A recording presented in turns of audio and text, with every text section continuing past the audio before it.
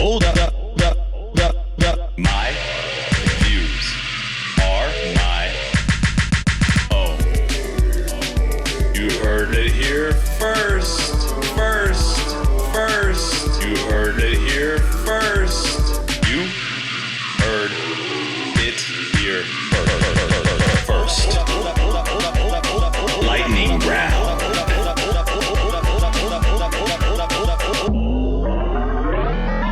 Dangerously close.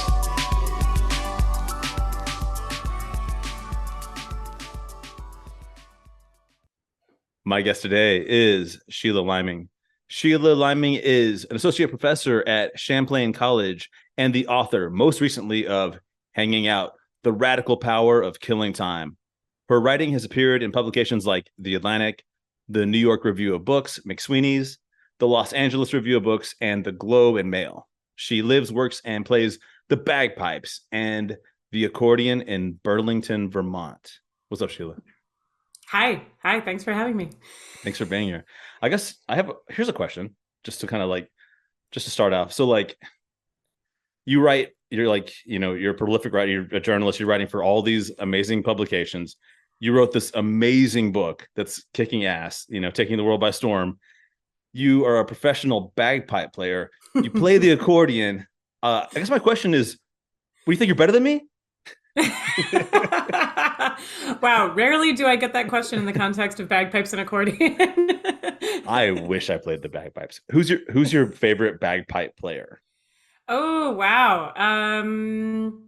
Okay, so I'm gonna have to go with Roddy McLeod. And yes, I mean, that sounds a lot like Roddy Piper, but there is a real guy who plays the bagpipes. Yeah. His name is Roddy McLeod, and he literally does kick a lot of ass, and I listen to his recordings a lot. Still out there playing bagpipes, so.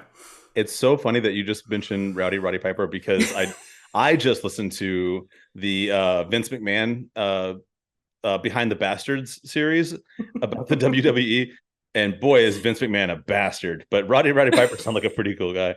Yeah. So I would have to say, so I can only think of two bagpipe players that I know by name, and one is the lead singer of Korn. I knew you were going to say that. I knew it. Jonathan Davis, and the other is you. So I would say that my favorite bagpipe player is you now. Before it was Amazing. Jonathan Davis, because he was the only one I knew. Amazing. But I'm really glad that I beat out Jonathan Davis. Like 13-year-old me would be really flattered to hear that. For the number one spot. If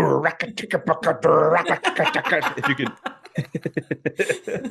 Can you do that? Can you play bagpipes and then kind of do that scat type stuff that Jonathan Davis does? I haven't actually tried it, but it seems like you're able to do it. So next time you're at an event, a wedding, something like that, and you're asked to play the bagpipes, just throw down some just. Yeah, I got a funeral scheduled for this week, so I'll try it. We'll see how it goes. Oh, I got so sad. That's the saddest. There was some bagpipes at a funeral I went to, and they just wrenched my heartstrings. I didn't know that I could feel that an instrument could. I mean, I was already sad, obviously, but I didn't know that an instrument could just. I don't think there's another instrument that can really twist you up like that, but bagpipes at a funeral.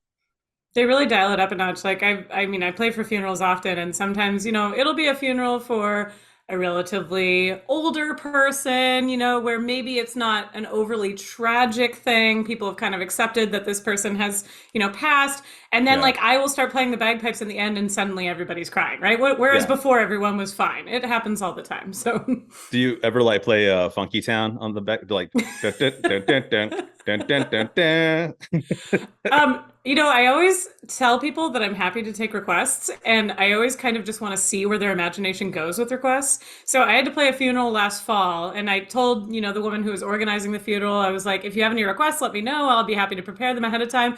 And she's like, this sounds weird, but the deceased was really into Pink Floyd. Do you know any on bagpipes? I'm like, do I? Oh, do I ever? I mean, the skills of a misspent high school, period for a girl who played the bagpipes. So I'm like, yes, I do know some Pink Floyd on the bagpipes, and I'd be happy to play it. 2 hours later, you've played both sides of the wall. Hey, you asked for it. You're getting all of it. Speaking of asking for it, I asked you to come on this podcast because you wrote an incredible book. It's called Hanging Out, the Radical I'm fucking up the title. It's called Hanging Out.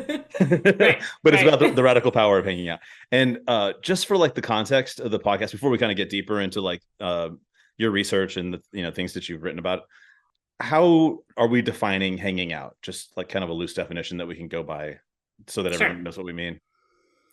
So I define hanging out in the book in a couple of ways, but the kind of general working definition is daring to do very little and daring to do it in the company of other people. So that's what it really consists of, doing a whole lot of nothing, and most importantly, doing it within like social environs. That's why I was drawn to your book. It's like you're speaking my language. And then when I found out that it was like good for me, I was like, hell yeah. You mean you mean the only thing I want to do is good for me? Like that's like finding out, like, if that would be like finding out that beer was good for you. They're like, oh, actually, Wouldn't that be nice? it That would be extends your really lifespan. great. Okay, but this is another question. So like I said in the title, what makes hanging out a radical act? Like, how can that be radical if it's such a chill thing to do? Well, I think the radical part comes from the fact that most people, well, not most people, but many people see it as in some way being a waste of time. And I feel like, we have kind of internalized this guilt that to do nothing, to basically just hang around, and also to like hang around with our friends or our family members or even with our neighbors, strangers, community members, etc., is akin to like wasting time, right? Just Yeah. pouring it down the drain. And so, part of the radical character of what I'm talking about in the book is that in order to do that, you actually have to say no to things in your life. And some of the things that you have to say no to are like work and productivity and overscheduling yourself. And sometimes saying like, it's fine if I don't accomplish anything. I just want to hang out with my friends for a bit. Yeah. Okay. Well, I'm still completely on board with you. Great. To the extent that I'm capable of doing that, I'm actually a person who has no trouble saying no. Like I love saying. I mean, it's I don't like to have to like let someone down. But when people ask me if I want to do something, I say no. Like so what was one of the most recent things? Oh, I asked my occasional co-host if he wanted to go see the Barbie movie with me because I want to do a little bonus episode on it. And he was like, yeah. And he's like, do you want to go see Boy George tomorrow night? And I was like, no. Like, I don't feel like, and people that know me now, like they don't expect an explanation. I just texted no. And That's amazing. the more you do that, the more people say, okay, like, they don't pry into Right. like why you're saying no, because I don't follow up with like more. Another recent one was someone was like, do you want to watch soccer? And I was like, no. I probably would have said yes to the soccer thing. Probably no to the Boy George thing, but Well, I actually ended up watching I watched US versus Vietnam in the Women's World Oh, Cup. nice. So Nice. I have watched some soccer, but I recently discovered boxing. Like, I mean, I've known it's existed forever, obviously, and I've participated. I have boxed, but I never really got into watching the sport. And I ended up getting Showtime for free for a little while, and it has boxing. And I started watching it, and I was like, you know what I like about this? There's constant action, and everything matters, and it's like 24 minutes long. So I guess it's like the opposite of soccer.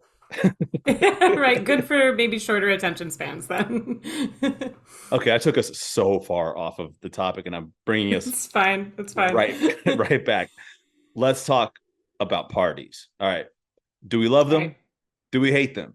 Is there a wrong way to party? Is there a right way to party? Oh, I try so hard not to be prescriptive in like, the book and also in the things that I say about these things, but I actually do think there are more or less right and wrong ways to party. Yeah. And in the book, I talk about some cautionary examples, like some parties I've been to and some experiences I've had where things didn't quite go smoothly or didn't end up being all that fun because, the wrong motives were being employed in the party itself. But I was interested in parties. That's kind of where my whole like thought about hanging out began, just because, like you said, I think our feelings are a little bit mixed about them. I think in one way, there's something that we idealize, we build up in our heads, like culture is really saturated with images of partying. But then many of us, like when confronted with the chance to go to a party, like maybe feel a little bit anxious or feel dread or feel like we don't want to go or are not going to have a good time. Yeah. And so I was kind of trying to think about that tension between like, why we desire them and why we also seek to avoid them at the same time too. And one ways that I think that parties can go wrong is when they are like overly like planned or prescriptive or formal, when there's this idea about how things have to go, and if things deviate from the plan, it's like a crisis. I think that's where parties really run off the rails and nobody ends up having a good time.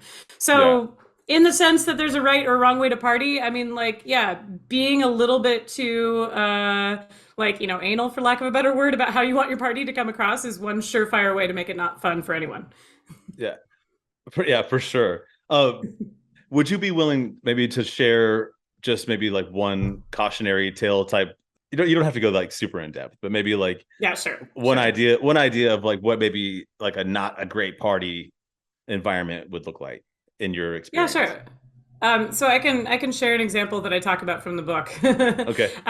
So I talk about a party that I went to for a colleague of mine, and this was several years ago. And I was working at this state university. I was living in North Dakota, and one of my colleagues like was leaving her job. She worked in my department, and she was having this going away party. And she and I had been like, sort of friendly, like the sort of thing, like we'd see each other in the halls and we'd talk on occasion, and we definitely like weren't like, there was no bad blood between us.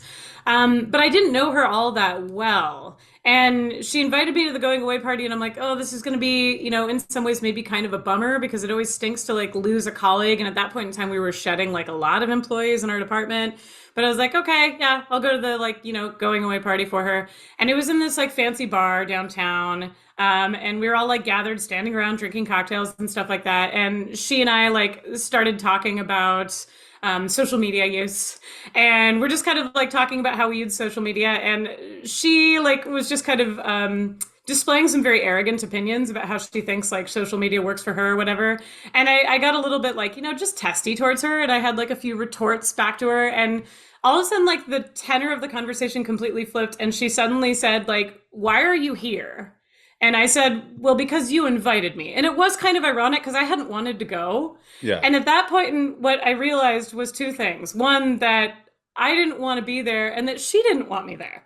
She had invited me to be nice, and I had gone to be nice, and neither of us wanted to be nice to each other. We both just wanted to be away from each other.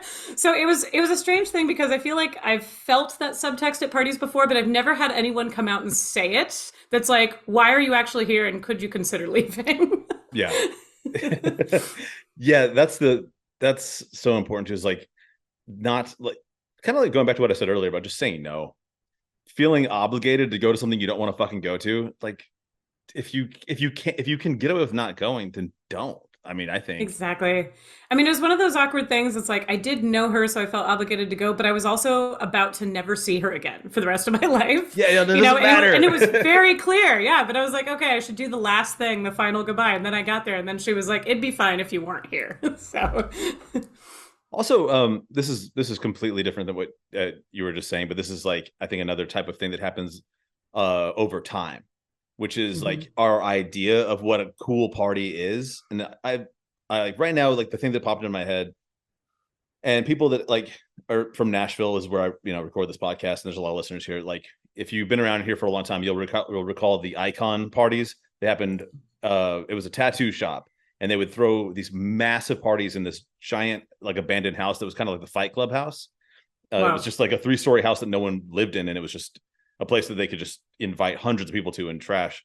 And it was a 4th of July fireworks. The police showed up. People started shooting fireworks at the police. But there was so much going on that night. I think those cops couldn't call enough backup to deal with the number. The party was insane. I mean, there was like about 1,000 people there, and they were like, it was one cop car, and they were like, fuck it. And they just left.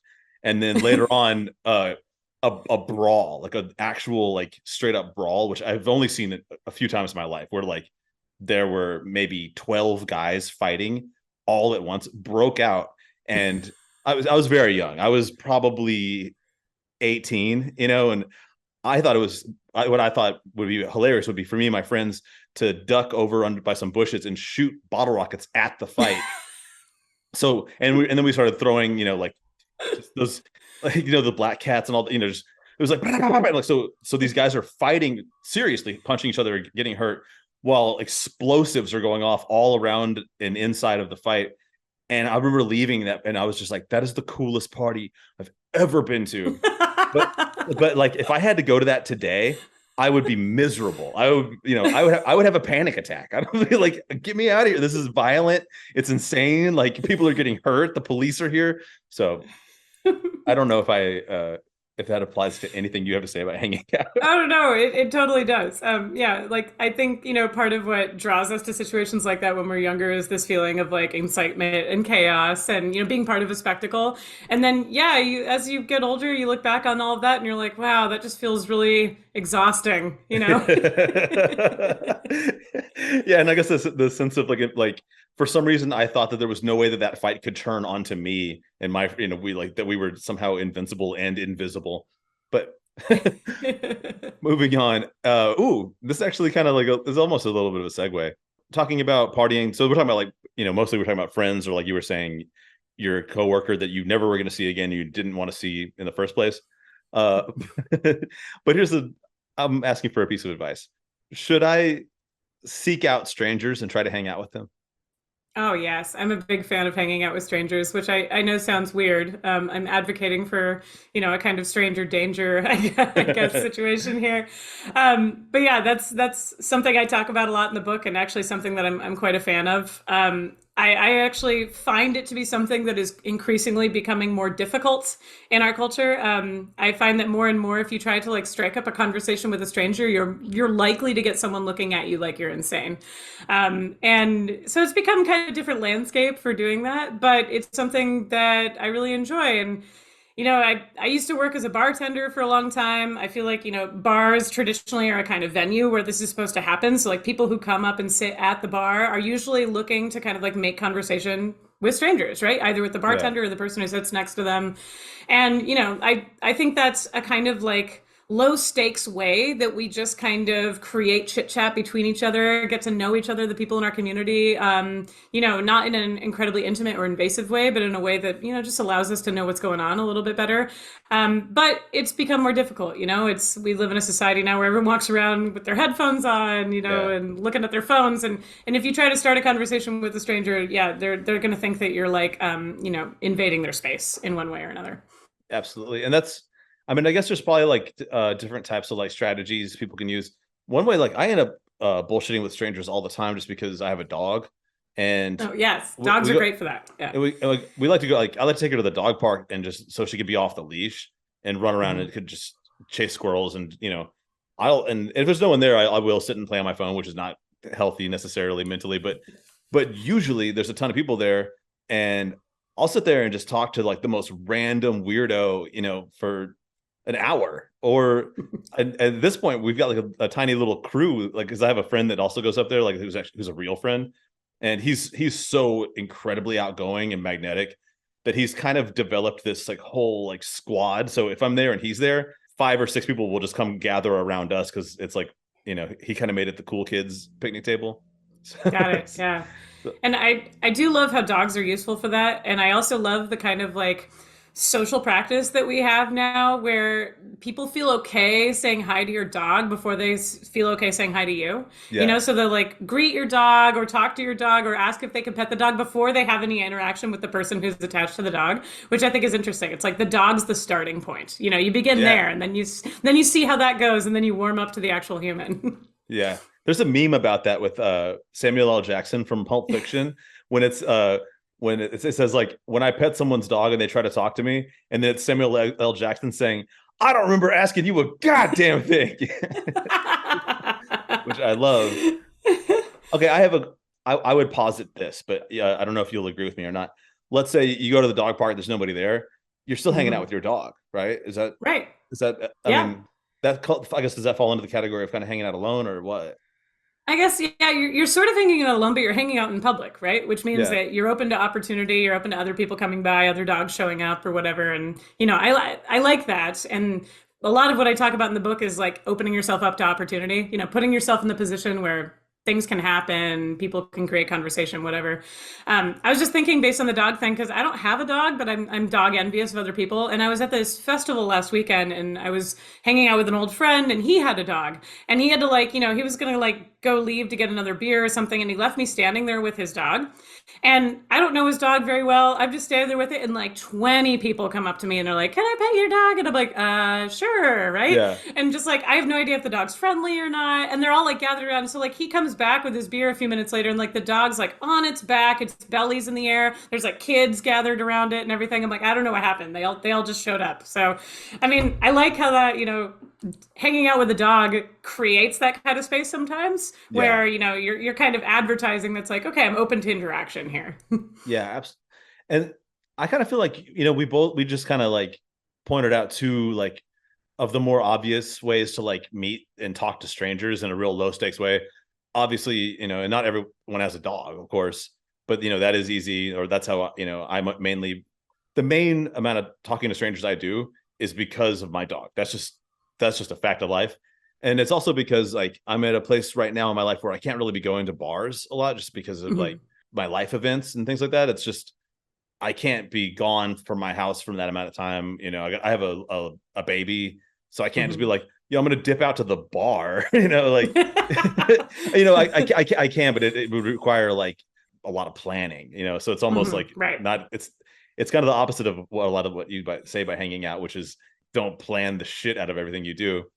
Yeah. I was curious, do you have any other like thoughts of like ways that, it's like, say someone like doesn't want to go to the bar and doesn't have a dog, like what's a third option, just off the top of your head? I'm a big fan of like low stakes forms of hanging out, and like, I mean, this can be like relatively unstructured activity, sitting on someone's porch, or even having like some kind of really small task that you accomplish together. Like, I love going grocery shopping with friends. If I'm hanging out with a friend and then they're like, "Oh, I just got to pick up a few things at the store. Do you want to come with me?" I'm like, "Yes, yes, I do. Let's do that together." Right? I mean, it's very simple. It's very silly. My partner and I actually, when we first got together, that's how we got together, was by grocery shopping together, because we like lived close to each other. And then he'd be like, "I'm going to stop by the store. You want to come with me?" So like, yeah, I mean, I find that to be, a really sort of like unintimidating way to hang out in somebody else's presence. It's just like accomplishing daily tasks, doing what you got to do, Yeah, and also like, if you can grocery shop with someone in like a way that's like congruent and like works well and it's fluid and there's no friction, then that is a good sign that could be a potential partner. Because exactly, you go to the grocery store and someone's like, on a totally different tip than you, or if they're like, I'm only going to go eat food out of this aisle that you hate, like that's something. There's probably some people listening right now that are like, no, I have a great partner who eats nothing but disgusting food. So don't listen to me.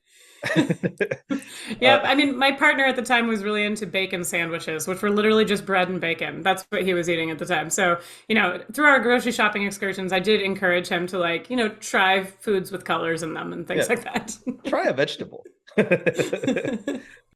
Hey, so you did some hanging out on a reality TV show. Yeah.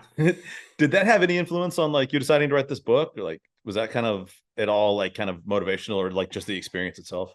It did. It was actually, that was the first chapter of the book that I wrote, and that was the one that I kind of like sold to the press as the project for the book. And that was sort of the seed of all my thinking about hanging out, was this strange experience that I had of being on this reality television show that was on the Food Network. That was really just based around my friend's life. I had a friend when I was living in North Dakota, and I kind of knew her before she got famous and started on this trajectory, but then she got her own show on the Food Network, and she got increasingly more famous, to the point where she like had birth announcements in People magazine and that kind of thing.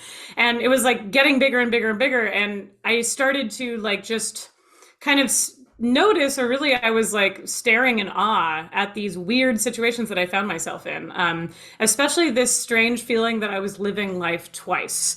Because a lot of what we did on the reality television show is we would celebrate something, a holiday or the birth of a child, or, whatever, somebody's birthday or the Super Bowl or whatever. And so what I noticed is that we would be doing these things twice. We would do them once for real, supposedly, and then we'd do them again on the show, usually about 3 months later and totally out of season with whatever was actually happening in the world.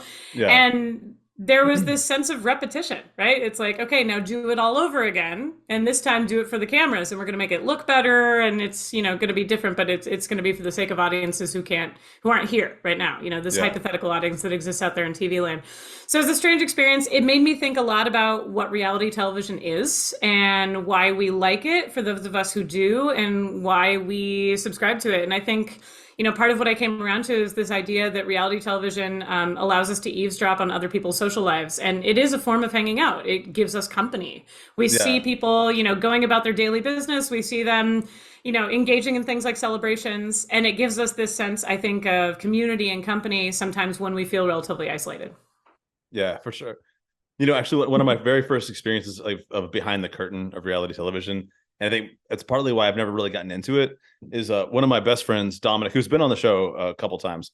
He was on a reality show like when we were really young. It was on Bravo. It was hosted by Dave Navarro and Carmen Electra, and it was like a modeling show. And he's not a model; he's never modeled before in his life, but he got talent scouted, and they were like, "You want a free trip to LA and a stipend?" And he was like, "Yes, I don't have anything else going on in my life." And he went out there, and so they made him say all these stupid things he didn't want to say.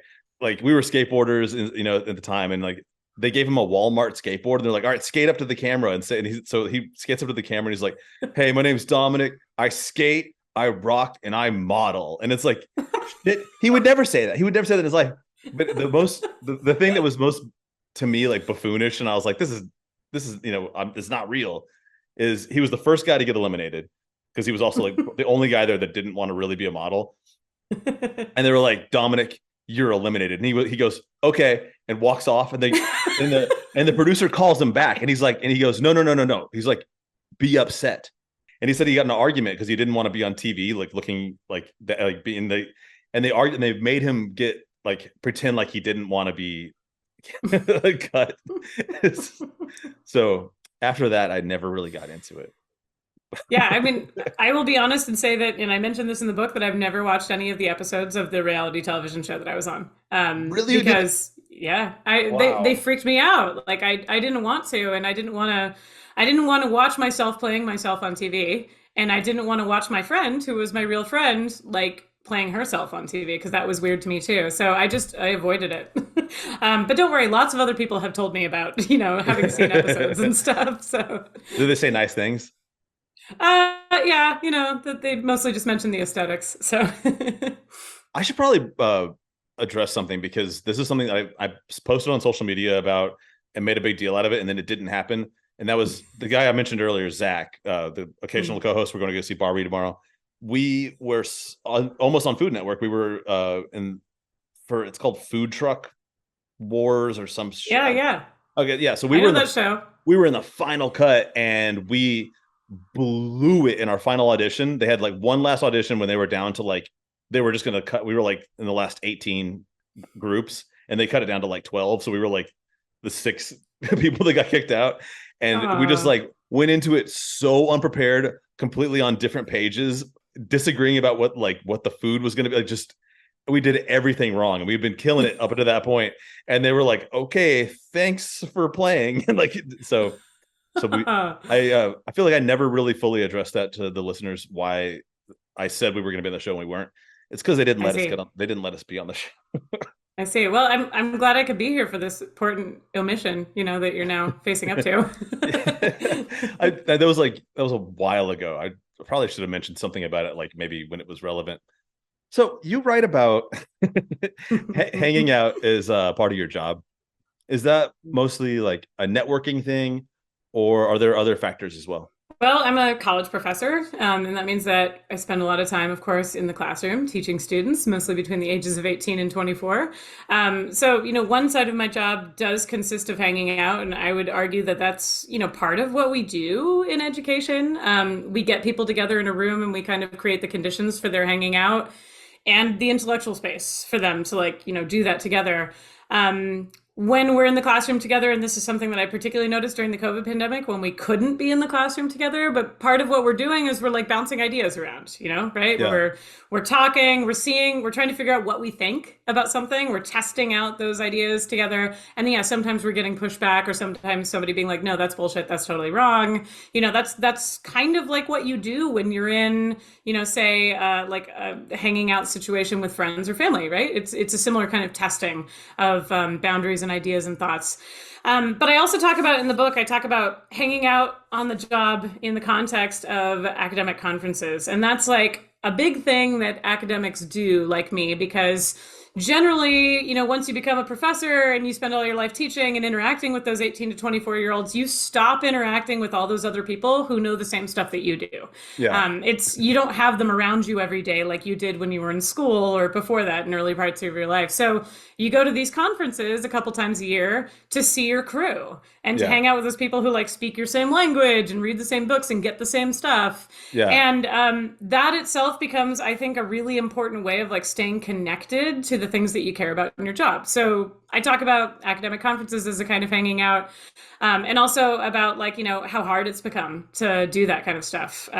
Because yeah, I mean, you got to find your way there. You got to make time in your schedule. You got to take time off work. You got to pay for it sometimes. And that makes it all, of course, increasingly difficult too.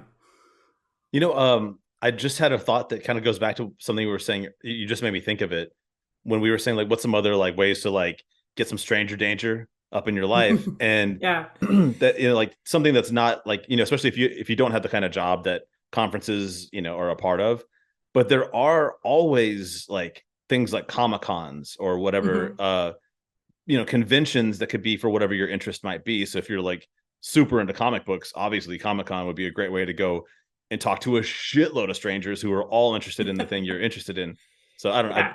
I don't. And that's actually one thing I love about conferences or conventions in general is like it is a bunch of strangers who have elected to come and be in the same room as a bunch of other strangers who like the thing they like. Yeah. And yeah, you might know a few people there, but you're also like largely just kind of floating around solo, and just trying to meet new people and see if you make new friendships or connections or whatever. And like the way that everybody is sort of open and available to that, I think makes those events kind of fun. Yeah, for sure. I think the best conference I ever went to, it's called the Tampa Pro Skate Contest. It's a professional skateboarding contest held in Tampa, Florida. And it's one of the very few like still independent things like of that nature. It's not ESPN related. It's not Mountain Dew related. It's just straight up a skate park that's been there forever. And every time I go there, I'm like, my people, even though I know what you mean. I mean, I'm not a pro and I don't skate at that level, and I'm getting older and it's getting harder. But I never lose that sense of like when I walk into that park or into like any of the bars down there in Tampa that are filled with skaters. I'm like, I've reached like my land, my chosen land. I know. I love that. And I will say that I feel the same way about like being a bagpiper. Surprisingly, you don't tend to run into that many other bagpipers on a daily basis unless you go out of your way to find them. Yeah. And so like last weekend, I was at a Scottish bagpiping festival, and like, yeah, cool. it's fun because like one thing that you do in like arenas like that is you like troubleshoot things, right? So you're like talking about your instrument, you're talking about your gear, you're like, I got this problem with this reed and this tenor that I'm using, and what are you using? And then like you compare notes on things and you actually learn as the result of that too. So there's a very kind of practical side to it. And yes, you're also like, drinking beer and hanging out and playing music for each other, but yeah, for sure. Yeah, totally. Or like, yeah, man, writing conventions. This is like an unlimited number of things. Like there's like, if you're into something, there's something for you. There's got to be. For sure. Yes. Like I know there's Legos. I wonder, there's probably even like a plumbers convention. I'm sure there is. Okay, guys, you heard it here first. Go to a convention. All right. Okay. So as we're going to go to a thing that I'm actually not super stoked on, to be honest, I'm not very fond of dinner parties. So as much as I just said that I really enjoy hanging out in so many different forms, that's one that I often actually personally I feel awkward a lot of the time, is especially when it's people I don't really know, and it's like I'm like eating and like I don't know. I think I might eat gross because I like shovel like food in my mouth. But what I'm saying is I have an open mind. So what I want to ask you is, what can be great about dinner parties? So I started thinking about parties when I was writing this book, and I was having conversations with people about parties, and I was talking to some people who were saying like, "Oh, I don't love parties, but I love dinner parties." And then I was talking to some people who said the reverse too, right? Like, I don't like dinner parties, I feel awkward at them, but I like big parties with lots of people. And I was like, okay, so that tells me these are two separate things, that we Yeah. have separate, categories of feeling regarding them. So I started thinking about, okay, what is a dinner party? And one of the things I was very interested in is I'm a big horror movie fan. And I was really interested in why there's so many horror movies from really the past like 10, 15 years that take place in the context of dinner parties.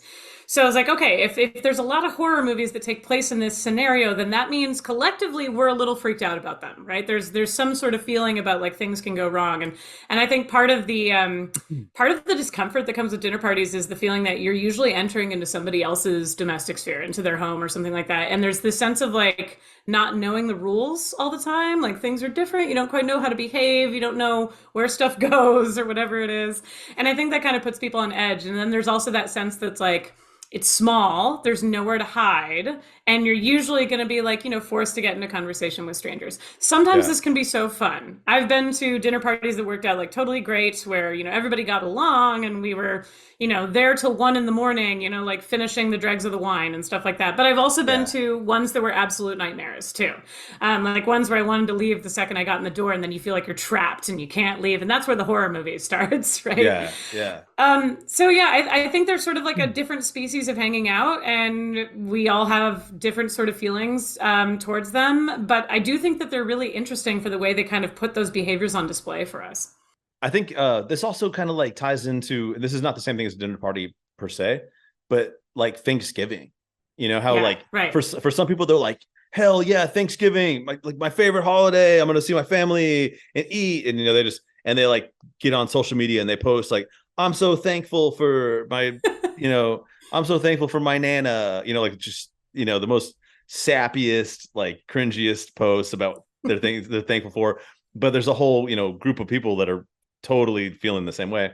And then there's people Yeah. that are like, Thanksgiving, oh my God, I'd rather eat shit and live in a coffin. Like, Right. so do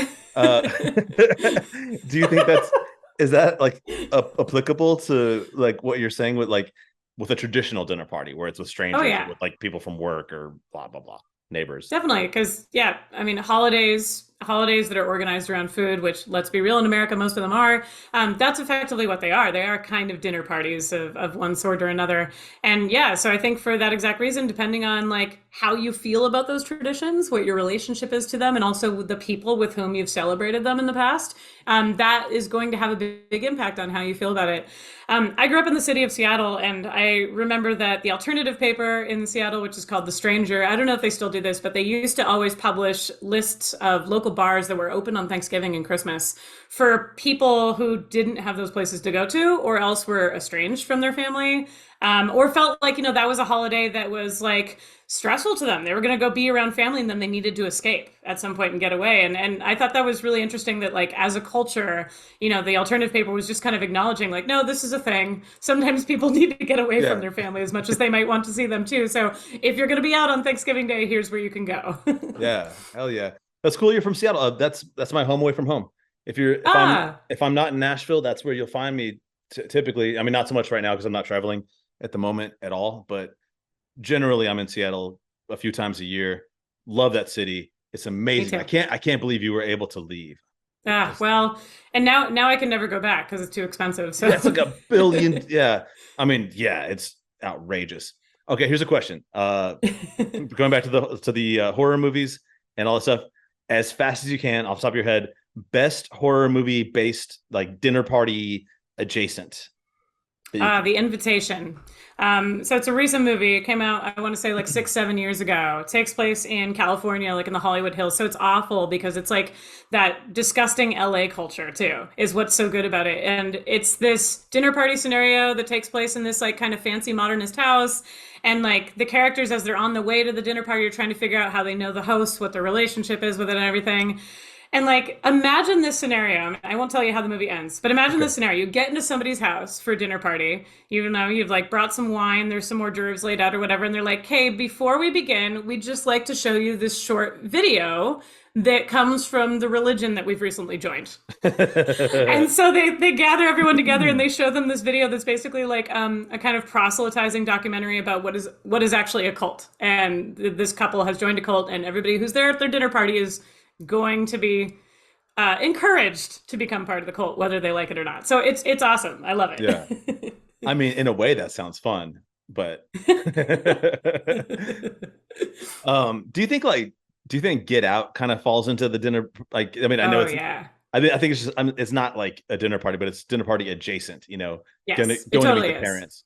Because a Yeah, lot of, because it's the meet the parent thing, and it's like a yeah. long weekend, right? So it's like a little vacation trip thing. Yeah. And yeah, it's like, a dinner party is like you sit down at a table and you can't just get up and leave the second you don't like it. Well, you can, Right. and you should. We should be able to do that. You should be able to say, I'm not enjoying myself, I'm leaving. Bye. Okay. This is probably the most controversial type of hanging out on the internet. And I feel like it's a subject where people can really be at extreme ends of the spectrum. You know what I Mhm. mean? And I just kind of want to know, like, where do you land on it? Well, it's something that I try to actually take a very balanced approach to discussing. Um, I see certain sort of problems associated with our behaviors that we develop while hanging out on the internet, and one of them being that it's like really easy to get used to being able to have control over how that happens. You know, like if we get in a disagreement with somebody on the internet, we can just like close the browser tab, or we can stop talking to them, or we can block them, and we Yeah. can effectively exit the conversation seamlessly. And in real life, it doesn't work that way, which actually creates some sort of impatience towards in-person interactions. But I am also somebody who is indebted to hanging out on the internet, because like a lot of my life over the past 10 years has been spent doing that. I mentioned that I used to live in North Dakota. If you've ever been to North Dakota, there's not a lot of people there. Yeah. And when I was living in North Dakota, I discovered social media as a way of like talking to people during the day while I was at work when I otherwise would have been totally alone. And I made friends that way, and some of those friends became like real friends. Like they're some of my best friends now who, I text and I talk to and I see them when they're in town or I'm in their town or whatever. So I try to kind of, sit in the middle on it. I think that hanging out on the internet has in some ways made us more impatient with hanging out with people in person, and that's a problem. But I also think that it has brought great opportunities for people who might, struggle to hang out in other ways, or who feel socially awkward or have trouble finding their tribe or whatever it happens to be. Yeah. Because it is really good for that. Like finding your tribe, especially if you're isolated, like in a place like North Dakota and there's not nobody around, but Right. even if you're like just in a town that like there's people around you, but they're just not kind of your people, but you can find them because you can reach out on the internet and you can find anyone in the world. And that's like, so that is Right. very cool.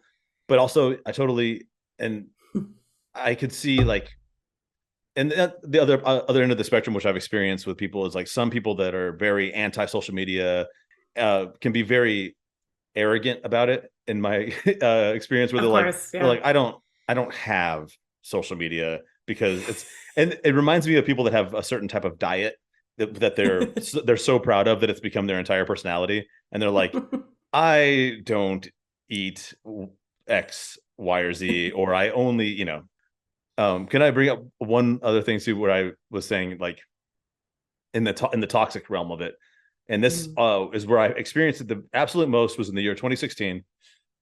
There was a very big presidential election. It was probably one of the most disruptive of my life, and I had a couple, like, a lot of Facebook friends. Let's just, say, like, I forgot, maybe 1,500 at the time. It was just, a lot of people on there.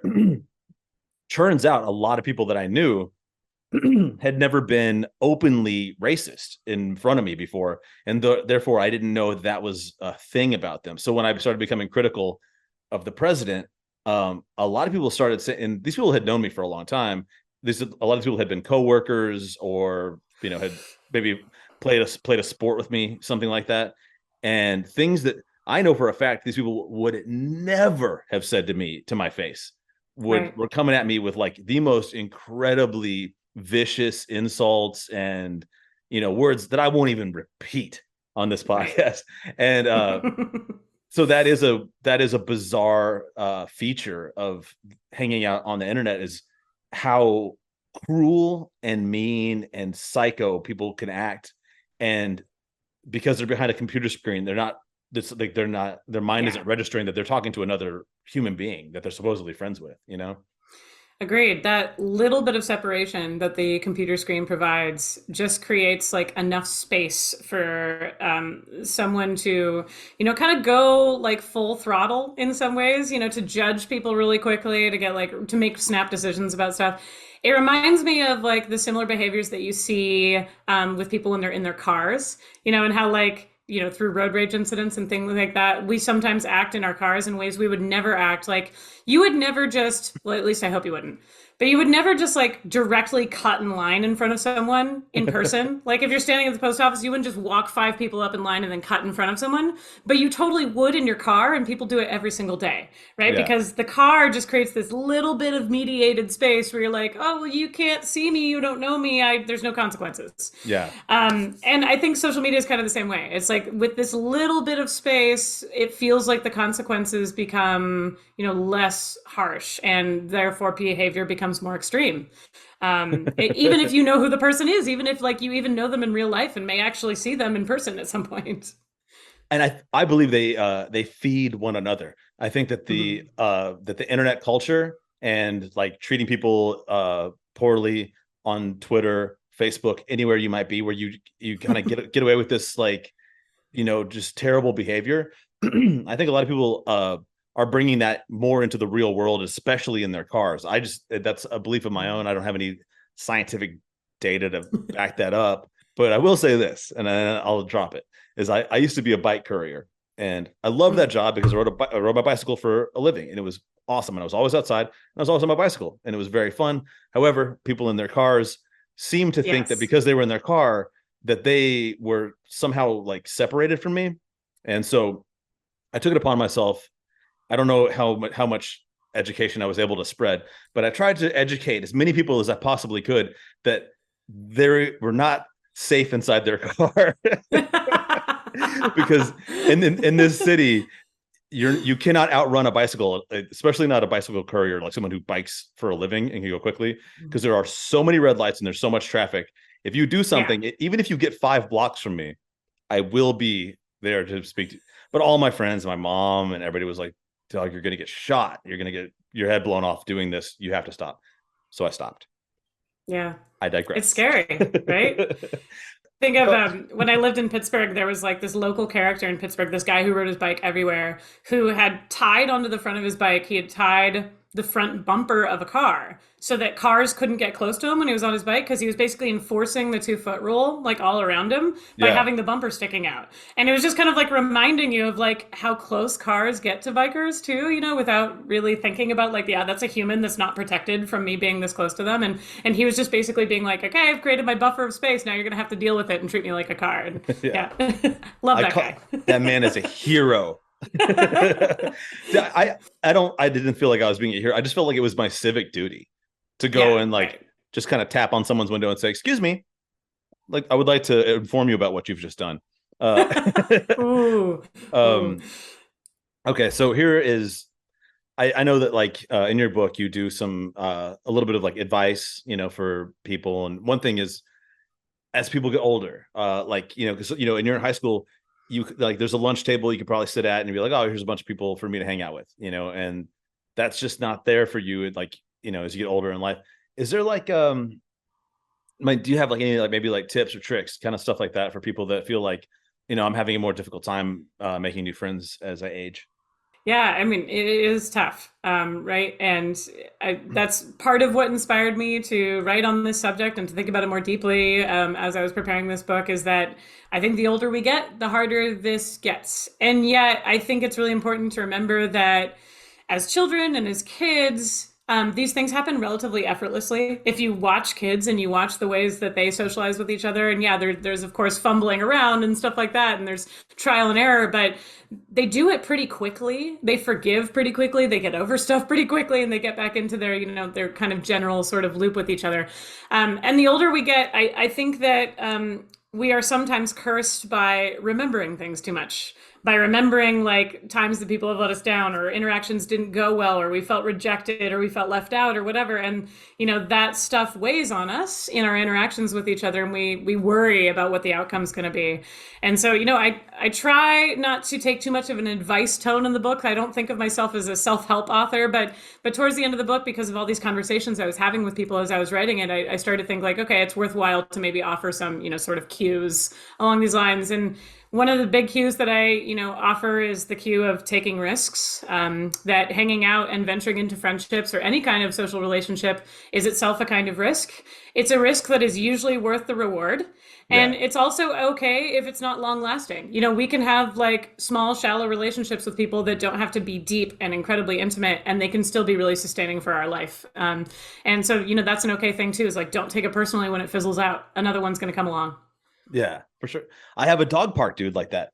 Like we found out that we have extremely opposing political views, but he's a pleasant guy. He's cool to talk to as long as we only talk about movies. So that's That's it. good. We Gotta talk about find that movies. common ground. Yeah, I'm like I like his dog, and we both like movies. Boom, we don't have to sit there and argue about the NATO or what Right. like And like, as long as you can sustain relationships with people like that who you don't necessarily agree with politically, as long as it doesn't turn into like some kind of bullying or arguing all the time or something like that, I actually think it's important to have those relationships, because what you're doing is you're kind of reminding this person who otherwise might never seek out a person like you to be friends with. You're Yeah. reminding them of your own humanity, and you're reminding yourself of their humanity, right? That like, we're both people, we can get along, we can find things we have in common, even if we don't agree on how we feel about the former president or whatever. Yeah, for sure. Like, or even like at like stores, like there's like a local kind of health food store around here that sells a bunch of vitamins, and I'll always be getting into some other kind of like supplement every other day. I'll be like, oh, lion's mane is gonna make me smart, then I'll be like, I don't feel any smarter, I quit taking it. So then I try and find something else. But so the lady that like works in that section, she's always like stocks the vitamins and she knows about every vitamin. So like we got this whole little relationship because she's like, oh, here's this dude that's like always coming in here for some kind of crazy quick fix vitamin. I'm like, my muscles aren't big enough, but I don't want to take steroids. I need like so I mean, that's my own like dumb thing that I'm doing, but it's like, that's a real social relationship with someone that hella low stakes. I don't normally hang out and talk for longer than 10 minutes, 15 minutes, but so I don't know. Does that kind of fall into the category Totally. of what you're saying of like just kind of finding Absolutely. people? I mean, as funny as it sounds, like, one of the first things that I did to start meeting people when I first moved to where I'm living now in Vermont is like I joined this local food co-op, grocery store. And like you have to go through an orientation because you can like work part-time in the grocery store to have discounts on your food and stuff like that. So I went through the orientation, met people, and then like started like volunteering through the store at various things that they do, like their Christmas tree sale and whatever. And like I meet people that way, and it's really nice. And the only thing that we have in common is that we all shop at this place, for our, milk and eggs and whatever else. So Yeah, hell yeah. And sometimes, man, you just get lucky and you just find the coolest ass person in the world in the most weirdest place. Like if you're like, I'm gonna go down in the sewers and just see what's down there, and then you find someone else who's doing that, and boom, you guys are like super friends. Exactly. Okay, Sheila, I have to tell you something. We are getting dangerously close to the lightning round. Let me tell you how the lightning round works. It's a part of the podcast. I'm not prepared. You don't have to be prepared. This is just kind of the game part of the podcast. I ask you a series of questions super fast. Don't take any time to think. This is not a cerebral exercise. This is all gut reaction. I don't write the lightning round. This is written by co-producer Colleen. She just dropped this off right before we started recording. So I have not seen it either. It's different every time. It's always a different format. There's no telling what this could be. So I'm gonna go ahead and see what you got. Sometimes they're easy, sometimes they're kind of hard. Lightning round. This one is this or that. Probably one of the easiest possible ones you could have gotten. Yes. So, okay, are you ready to play? I'm ready. Yes. All right, these are pretty good. Who would you rather hang out with, Big Bird or Cookie Monster? Big Bird. Really? Yeah. He is cool. Yeah, I just think Cookie Monster would be really like messy and annoying, and would get crumbs all over my couch. Yeah, I guess like maybe I feel like I want to match his energy, but at the same time, maybe like that's too much of us to Have you like. ever seen Big Bird Joe Goes to Japan? He's just so friendly in that movie. And I don't know, I think we'd have a good time. I would totally travel with Big Bird and hang out with him. I have not seen the movie, but I can guarantee I will see it in the very near Recommend. future. Okay. Would you rather hang out with the Monopoly Man or Mr. Peanut? Oh, Mr. Peanut. Yeah. Yeah, Snacks will be better. he seems a lot more like kind of just down to earth. Monopoly Yeah, Man's just kind of like he's kind of a monster if you really think about it. totally. All right. How would you rather hang out? While exercising or while lounging? Oh, can I do both? Because that's my favorite. Can we go on a hike and then lounge and drink beer afterwards? Because that would be awesome. That is actually, in my opinion, the epitome of hanging out is to do The something best. super like kind of maybe hard, like hike up a mountain or something like Yep. that, or go skate or ride a bike, basketball, Yeah. any of that shit. And then kick back with some cold brews and talk about how dope your day was. That's Yes. we Yes. really That's what I want. we I got to want the both. we got to the bottom of it. All right. How would you rather hang out for 10 minutes or 10 hours? 10 hours if I have them. That's the best, man. I love the marathon hanging out. You get into some weird, dark, deep places with people then. But if all I've got is 10 minutes, I'll totally take the 10 minutes. That's fine too. Yeah, either one. The 10-hour one reminds me of like sleepovers. You know, when you're a Yeah. kid and it's like, oh, I get to hang out with my friend all night. I'm not gonna sleep. So, okay. When would you rather hang out? Morning or night? Night. Yeah. Man, I'm getting kind of tired at night these days, but I'm gonna go with you. Night is I know. I typically definitely cooler. can't hang out as late at night as I once did, but I still feel like people open up a bit more at night. In the morning, they're kind of closed, shells. Yeah. I'm just kind of at a place now where like if I'm hanging out too late, I start being like, who are you? Like all right. When would you rather hang out? Happy hour or brunch? Oh, but I do like brunches. If the brunch involves happy hour activities, if you know what I mean, that's the best. Yeah. Yeah. Okay. Yeah. Man, I don't know how to weigh in on that because I'm not really a breakfast foods kind of guy. That's the So great thing about brunch, though, is you don't have to commit yourself to breakfast. It can yeah. be any meal of the day. You can get a sandwich at brunch and no one's going to be mad at you. Well, okay, I am a sandwich guy. So brunch sounds good. All right. Where would you rather hang out? On a boat or at the park? I hate boats, so I'm going with park. Okay. Boats are hostage situations. Yeah. Yeah. It's Always Sunny in Philadelphia did the greatest example of that of all time, I think. Okay. Where would you rather hang out? At a fancy party or at your house? Ooh, probably at my house. Yeah. Yeah. But it doesn't Yeah. have to be my house. It can be anybody else's house too. Yeah. House parties, hands down, best type of party, in my opinion. Agreed. Why would you rather hang out? Because you haven't seen each other for a while? Wait. Oh, sorry. I'm reading. I'm reading like handwriting off a notebook. Sorry. Okay. Why would you rather hang out? Haven't seen each other in a really long time, or BFF that you always hang out with? Oh, again, I don't want to choose. I want to do both because both are so important. Just last weekend, I saw a friend who I had not seen for 20 years. 20 Damn. years. We hadn't seen each other. And we ran into each other randomly at this festival that I was at. And we had the freaking best time hanging out. It was awesome. So, yeah, I want to do both. Ideally, I want to be good to my BFFs that I see often, but I also want those, like relationships that kind of like went fallow for a while. I want them to come back. That's so fun. Yeah, for sure. I remember. I like to hang out with my BFFs like whenever I possibly can. But then I had this like one homie. He was a kind of like a former BFF, but then he went to prison for a long time, and then he got out of prison, and I ran into him at the gas station, and we made a Instagram reel like together, and it was really really funny. So that was also like a good example of like haven't seen each other in a long time. Pretty fun to hang out, That's but cool. but yeah. So anyway, Sheila, I have one last question to ask you. It's the most important question of the whole interview, and it's this: where can people find your read your book, your writing, and anything else you'd like to share? So the book is available in all fine bookstores, which I'm sure includes some very fine ones in Nashville. So you can buy it. It's in hardcover right now. Paperback is coming out this winter. So if you want to save some money, you can wait a few months and get it that way, or you can get it for free from your local library. And actually, the audiobook just came out. It's read by a very nice actress from the show Nashville. So you can listen to her reading the book, and it's available on Audible and everywhere you get audiobooks.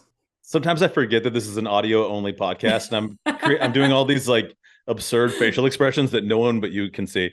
When you I know. Everyone's missing my facial expressions too, but they're great, right? Yeah, they were. I would say probably the best facial expressions I've ever seen on this podcast were performed by you today. Sheila, You're just saying that, but thank you. I'm not just saying that. I mean it, and I want to say thank you so very much for taking the time of the day to come talk to me, and have a great weekend. Thank you. I enjoyed hanging out.